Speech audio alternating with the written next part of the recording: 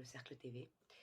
Je viens vers vous ce matin avec quelques informations. Donc, je suis en train d'enquêter sur la composition des vaccins. Je suis tombée sur plusieurs documents, enfin sur un document principalement, mais qui m'a permis d'aller vers d'autres documents. Un document disponible sur le site de Maître Brusa sur la composition des vaccins. Donc, c'est une étude de spectrométrie, mais aussi microscopique des vaccins.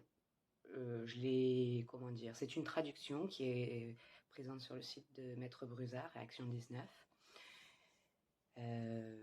À la lecture de ce document, en diagonale, bien sûr, j'ai pas été très satisfaite du document. Donc, je suis allée voir le document source qui est en fait disponible sur le site de Dr Young, un docteur, un naturopathe américain qui a des propos aussi pour lesquels, en tout cas, j'ai pas de preuves et qui me semblent pas fiables du tout. Donc, j'ai continué un petit peu à chercher, notamment sur une chose, sur un élément, parce qu'on ne peut pas chercher dans tous les sens quand on veut apporter une information fiable et de manière assez rapide, parce que là, on est en état d'urgence sanitaire. Donc, j'ai cherché des éléments concernant la composition du vaccin et concernant l'élément principal du graphène. Ce que j'ai pu trouver, c'est qu'il y a d'autres docteurs, je mets entre guillemets parce que là aussi, sur, sur le titre de docteur de cette personne, je n'ai pas trouvé de preuves. Donc d'autres docteurs qui affirmeraient qu'il y aurait du vaccin dans les graphènes, du graphène dans les vaccins, excusez-moi. Donc, cette deuxième source, je l'ai trouvée sur BitChute dans les Ramola D-Reports. Donc, c'est une femme qui se dit journaliste. Après, je ne sais pas. Je n'ai pas cherché plus. J'ai cherché sur l'identité des personnes qu'elle citait. Donc, elle disait qu'en plus de ce docteur Young, un autre docteur affirmait la présence de graphène dans les vaccins. Donc, moi, le graphène, je sais très bien que c'est toxique. Donc, ça, pour les voies pulmonaires, donc ça, je peux vous le garantir. Ensuite, ce docteur donc serait un chercheur qui aurait créé le site La Quinta Columna, donc c'est un site espagnol. Et quand j'ai donc l'identité de ce docteur, c'est Ricardo Delgado Martin. Et Ricardo Delgado Martin, quand j'ai commencé à chercher un petit peu s'il y avait des publications scientifiques associées, donc déjà il avait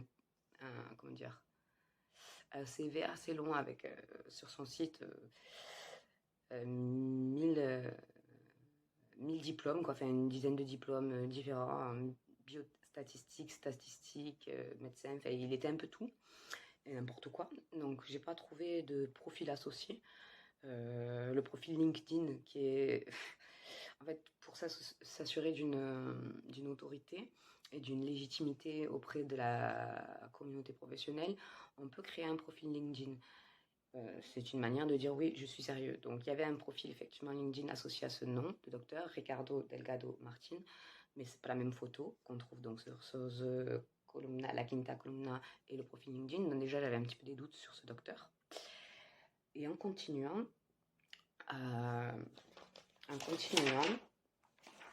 il y a un élément qui par contre m'a paru assez intéressant. Donc c'est dans ce débat autour du danger des vaccins. C'est le docteur Robert Malone. Alors là, on a quelque chose d'intéressant. En revanche, ça n'a rien à voir pour l'instant avec la présence éventuelle, probable, potentielle, même supposée, voilà, de graphène dans les vaccins. Le docteur Robert Malone, lui, donc, il a participé au développement, dans les années 90, de la technologie de vaccin ARN messager. Donc, il a dit être l'inventeur, parce que c'est d'après The Atlantic, et ça, je vous expliquerai un petit peu plus après par rapport à The Atlantic. Ça, pour moi, c'est fiable. C'est une des premières personnes dans les années 90 à avoir publié, sinon la première à avoir publié, ça je vérifierai, mais je vous mettrai le document ici, à avoir publié des publications scientifiques sur la technologie des vaccins ARN messagers. Ce docteur Robert Malone, donc, lui, est réellement un docteur.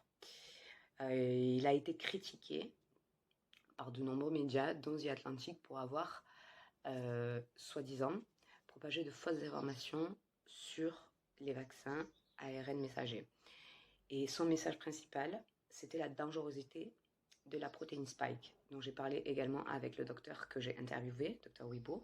Donc, Dr Wibo, c'est un docteur qui a souhaité garder l'anonymat pour témoigner, parce que vous voyez bien ce qui arrive au docteur qui essaye de s'exprimer, d'exprimer une opinion divergente par rapport aux médias mainstream et aux autorités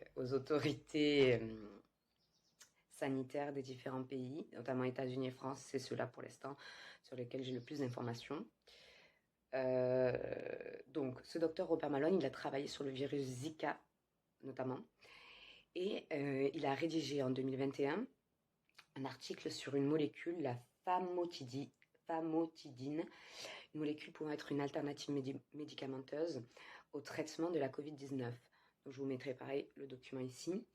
Ce qui était intéressant, c'est que j'ai vu que pourquoi il a été critiqué. Enfin, sur la fiche Wikipédia, on voit que ce docteur a été critiqué parce qu'il avait aussi été interviewé par Steve Bannon. Donc Steve Bannon, c'est un proche de Donald Trump, l'éminence grise de Donald Trump, qui a participé... Enfin, on va pas en dire plus sur ça pour l'instant, parce que sinon je vais faire une vidéo trop longue et c'est pas ce que je voudrais. Donc, pour revenir à Dr Robert Malone, il y a un article très intéressant de The Atlantic, donc, dont je vous mettrai la référence également, qui le discrédite totalement. Et ce qui est intéressant, c'est qu'au bas de l'article, on peut lire que la couverture de la Covid-19 sur The Atlantic, et là c'est là que ça devient assez intéressant, elle est financée par 2 fondations philanthropiques. Donc la première, la Chan Zuckerberg Foundation. Donc en fait, la Chan Zuckerberg Foundation, c'est la fondation qui est dirigée à la fois par Mark Zuckerberg, voilà, PDG de Facebook, et Priscilla Chan, son épouse, qui est pédiatre. Donc là, vu la censure qu'il y a sur Internet par rapport aux informations qui divergent, de la pensée unique, on va dire, ou je dirais presque de la propagande sanitaire, c'est intéressant de voir que un média qui critique ouvertement des propos scientifiques qui mettraient en cause la fiabilité des vaccins quand même, parce que la protéine Spike, c'est la protéine qui est utilisée sans le virus dans certains vaccins, dans les vaccins ARN. Et donc j'avais trouvé un article déjà scientifique par des médecins chercheurs, alors je ne vais pas dire chinois parce que je ne sais pas s'ils sont chinois, mais asiatiques, et qui mettaient en évidence la dangerosité de la protéine Spike seule sur les souris. Donc je vous mettrai aussi l'article là. Et le deuxième financement pour la couverture de la Covid-19 pour The Atlantic, c'est très très très très intéressant là cette fois, encore plus, c'est la Robert Wood Johnson Foundation. Donc déjà quand j'avais vu ça, je dis oulala, Johnson, ok, on va chercher un petit peu plus. Premier point intéressant, c'est que donc la Robert Wood Johnson Foundation, elle est dirigée aujourd'hui par Richard Besser. Donc c'est un ancien directeur du CDC, Center for Control and Disease Prevention. Il a été donc directeur du CDC à un moment donné pendant l'épidémie de H1N1, mais aussi il y a eu un truc qui commence à puer. Ouais, ça commence à puer là aussi par rapport à Ebola. Donc pourquoi je dis ça? Parce qu'il il était invité en Afrique, au Libéria ou en Afrique du Sud. Je vous donnerai le petit screenshot pour parler, parce qu'il est un expert en communication pendant les épidémies aussi, parce qu'il a travaillé pour ABC en tant que directeur de la communication médicale. Et au dernier moment, il a été refusé. Enfin, les autorités africaines n'ont pas voulu le recevoir. Donc, a priori, parce que les Africains auraient eu peur qu'ils transmettent le virus, enfin, par rapport à la transmission de Ebola, sur ça, c'est, comment dire, c'est pas l'urgence, donc je vais pas enquêter, mais c'est un élément qui m'a mis la puce à l'oreille. Je dis, ok, il y a quelqu'un qui est invité, mais on l'invite plus, et les causes de son non-invitation au dernier moment, ça m'a semblé un peu puant aussi.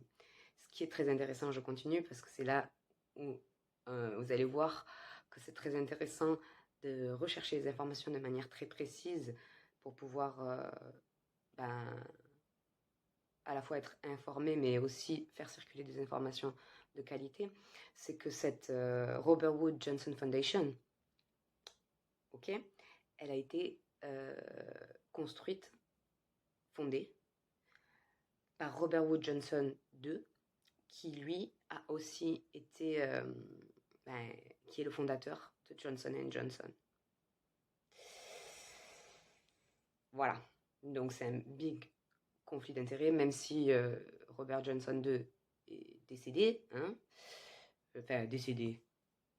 Je vais vous dire tout de suite s'il est décédé parce que je l'ai fait mourir, mais autant non. Oui, c'est bien ce qu'il me semblait. Oui, parce qu'il est décédé en 1968, voilà, je vais vérifier en même temps.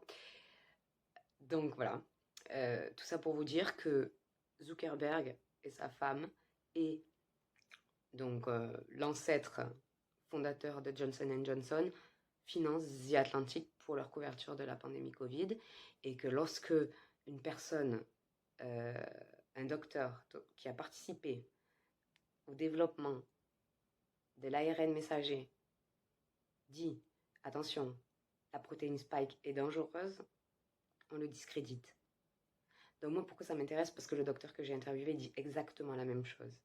Donc ça veut dire que j'ai deux sources fiables,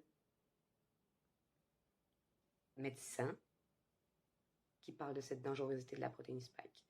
Donc évidemment, je ne suis pas encore dans la composition des vaccins, parce que là, c'est question de flair et d'enquête. J'ai assez d'éléments pour dire que je ne suis pas sûre à 100% que la composition des vaccins officiels soit la réelle composition des vaccins officiels. C'est la seule chose que je peux affirmer.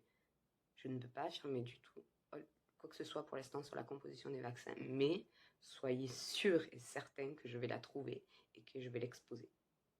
Soyez-en sûrs et certains, parce que c'est trop grave ce qui se passe. Donc je vais arrêter là tout de suite, je vous embrasse. Ma vidéo va être un peu longue, je kiffe parler. Non, je kiffe vous informer, mais je kiffe parler aussi. Je vous embrasse, c'était Sarah Elambari pour le Cercle TV.